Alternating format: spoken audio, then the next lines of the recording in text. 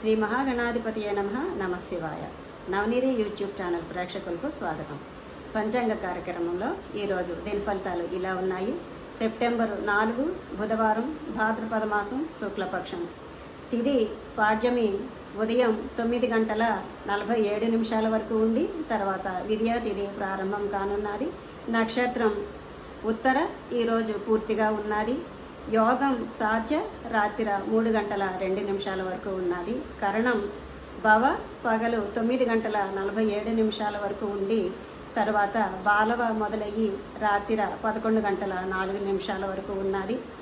అమృత గడియలు రాత్రి 10:06 నుంచి 11:55 వరకు అమృత గడియలు ఉన్నాయి.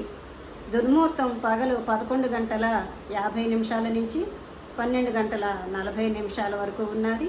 వర్జం పగలు 11:17 నుంచి 1:05 వరకు వర్జం ఉన్నది. ఇక నక్షత్రం ఉత్తర.